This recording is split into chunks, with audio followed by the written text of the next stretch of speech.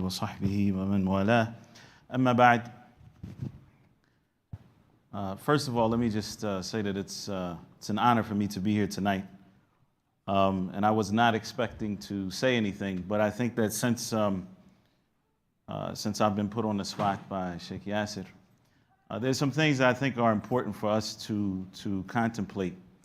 And that is one of the closest or one of the best ways to draw closer to Allah subhanahu wa ta'ala is through constant calling upon Him. And a lot of times we're negligent of the importance of dua, even though the Prophet ﷺ said, "Ad-du'a huwa al-ibadah." Ad-du'a huwa al-ibadah. That dua, to translate it literally, dua is the worship. Now, a lot of times we translate that as the essence of worship or something like that. But we all speak English. And what does it mean when you say so-and-so, like Sheikh Omar, is the man? What does that mean? That means that he embodies all of those qualities of manhood. Ad-du'a huwa al-ibadah is to show you how important dua is in establishing your relationship of servitude with Allah subhanahu wa ta'ala, that you call upon Him and you show Allah subhanahu wa ta'ala that you're truly depending upon Him. And the best dua that we can make are those prophetic du'as, those dua that the Prophet sallallahu alaihi wasallam himself used to make, and that he would teach his companions. Now, interestingly enough, there was a companion who came to the Prophet alayhi salatu wasalam, and he said to him, "Ya Rasulullah, la uhsinu dandanatak wa dandanata Mu'adh." I don't have the ability. A dandana, it means to hum. So you know, like sometimes when a person is making a lot of dua, it just sounds like right? So he said, I can't make dua the same way that you make dua and the way that Mu'adh makes dua. Mu'adh ibn Jabal was one of the famous companions of the Prophet alayhi salatu wasalam. He said, so I ask Allah for al-Jannah and I seek refuge in Allah from the fire. And so the Prophet sallallahu alaihi wasallam said, Hawlaha nudandin.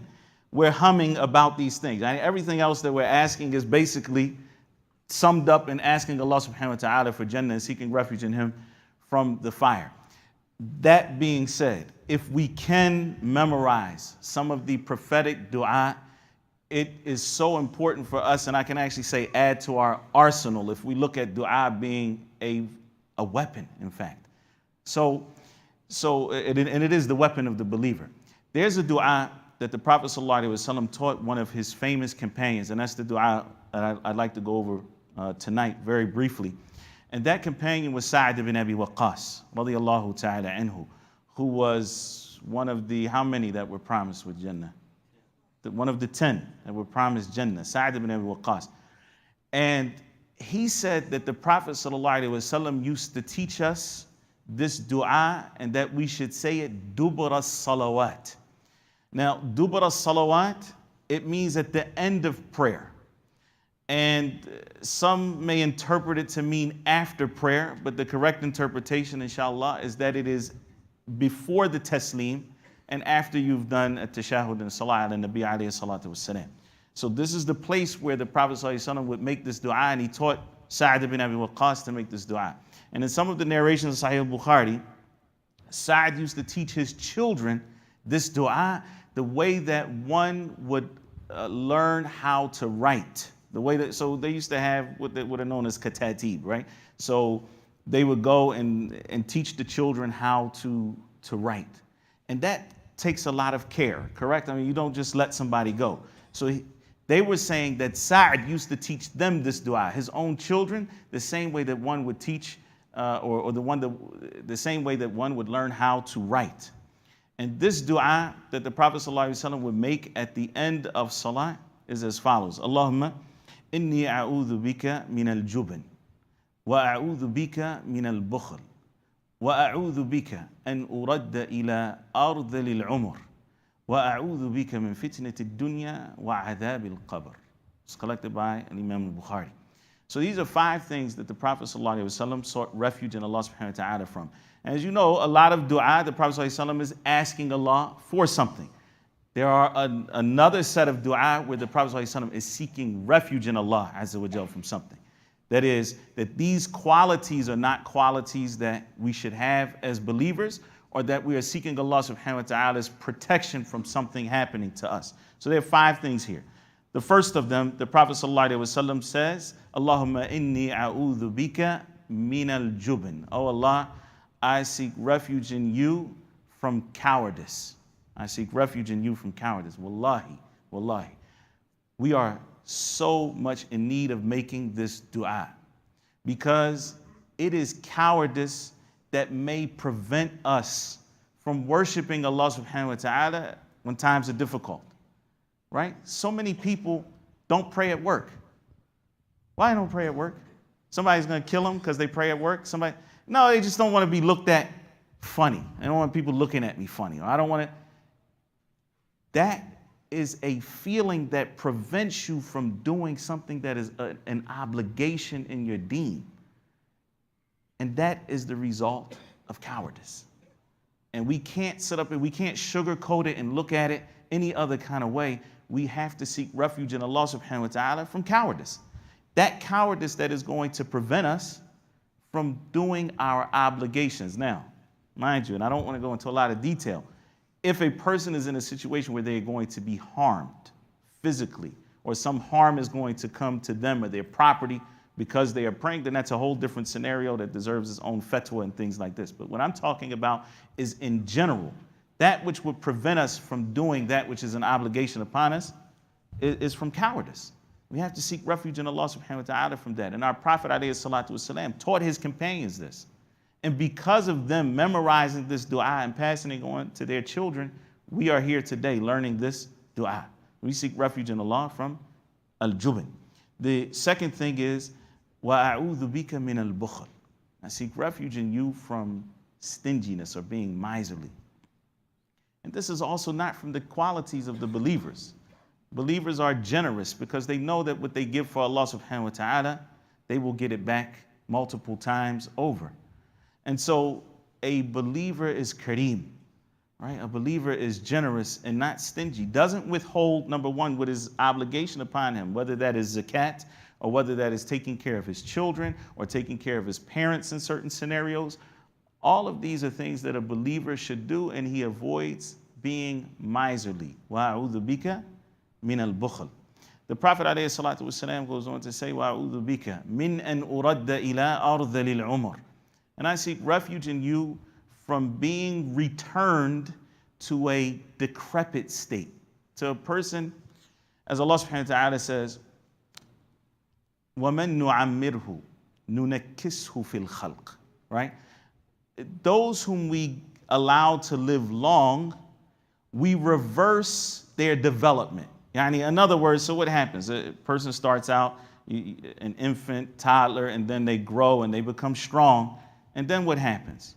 You reach a certain peak, and then the development begins to reverse. You get weaker and weaker and weaker.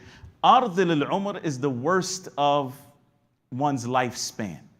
So that's when a person gets to the point of senility and being at a decrepit old state, to the point that they cannot care for themselves any longer. Perhaps they cannot clean themselves. They become a burden on their families. The Prophet ﷺ sought refuge in Allah from getting back to that state.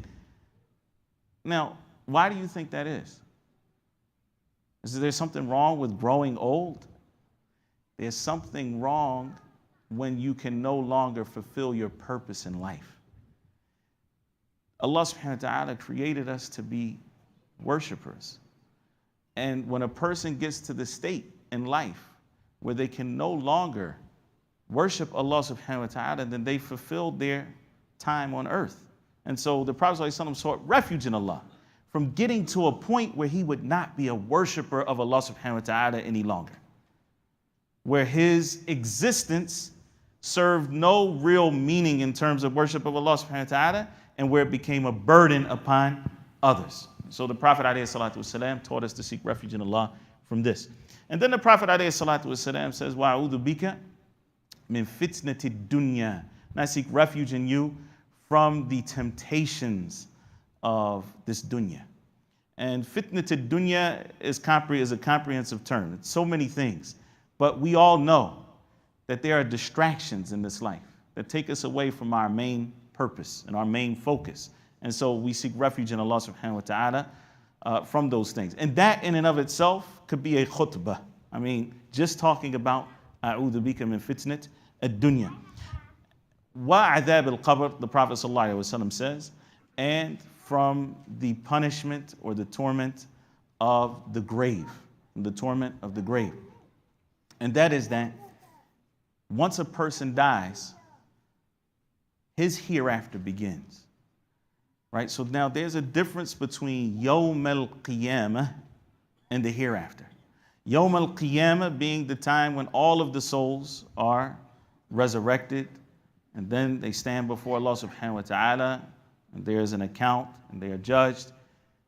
But once an individual dies, qamat qiyamatuhu, and his hereafter begins at that point, and it is a different stage of life. And that qabr may be a rawda min riyad al-jannah, it may be a garden from the gardens of paradise. And we ask Allah subhanahu wa ta'ala to make our graves spacious and to make them gardens from the gardens of paradise. Or it may be, waliyadu billah, a pit from the pits of the hellfire. And how that is beyond the comprehension of man. Our intellects stop at a certain point. We also need to understand this as Muslims, that we accept what comes to us from revelation, from the Quran and from the sunnah of our messenger, alayhi salatu wasalam. And the Prophet sallallahu alaihi wasallam taught us about fitnat al-qabr, and he taught us about adhab al-qabr, that there is a test that happens after a person dies, that a person is asked, who is your Lord? And what is your deen? Who is your messenger? Alayhi salatu wasalam. And we believe this even though we don't understand how that is. And again, this is very important for the methodology of the Muslim to recognize certain things. You know, if we look at our senses, for example, you can see. You can see fairly well. What's on the other side of this? What do you see beyond this wall right here? Nothing. Why? Because there's something that is impeding your vision. Even though you have the ability to see, you can see well. And even if that was the case, and even though you may see well, your sight has a certain limit and then it stops. Your ability to hear has a certain limit and then it stops. Correct? There's bound. Why is it that some of us believe that our intellects don't have any boundaries, that I can just understand everything? And it's okay. We believe it, and we know that it is a reality, and we can understand part of it, and there are parts that are unseen that we do not know about. And this is our Prophet ﷺ teaching us to seek refuge in Allah subhanahu wa ta'ala from the torment of the grave. And so this dua is a dua that we should memorize. Again, it can be studied in a lot more detail, but these are 5 things that the Prophet ﷺ sought refuge in Allah subhanahu wa ta'ala from, and I hope that this will be an encouragement for all of you to learn this dua the same way that Sa'd, who heard it from the Prophet ﷺ, used to teach his children this dua. And all of you should take this dua and teach your children.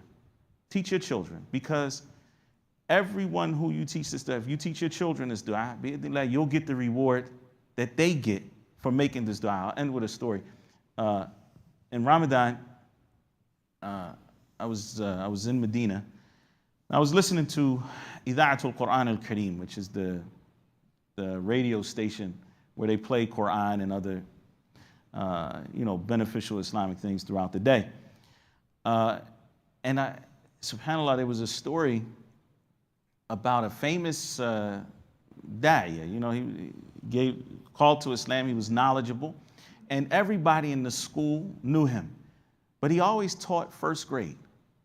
So there was a new principal who came in, and he switched his schedule. And he put him in the higher grades because he's a shaykh.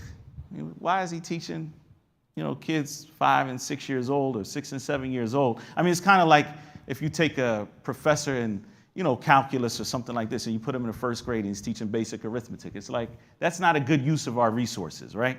So a new principal came in and he moved him to the higher grades. And so the shaykh began to cry. And he goes to the principal. He says, why did you change my schedule? He said, you're a shaykh and you're supposed to be, teaching the higher levels. And he said, He said, no, put me back in the first grade. He said, you've taken away from me the ability to be the first one to teach them how to make wudu, to be the first one to teach them how to pray, to be the first one to teach them about Allah subhanahu wa ta'ala, such that they would learn he said, I want every salat that they ever make for the rest of their life. I want the reward for that. And that was his intention. So I'm saying, take this dua, teach it to those who are around you, your spouses, your children and your family. That dua again is, Allahumma inni a'udhu bika min al-jubn, wa a'udhu bika min al-bukhl, wa a'udhu bika min an uradda ila ardi lil-umr, wa a'udhu bika min fitnati ad-dunya wa adhab al-qabr. Wallahu a'lam, wa sallallahu wa sallam wa barak ala nabiyyina Muhammad. لا خلاص شيخنا جزاكم الله خير.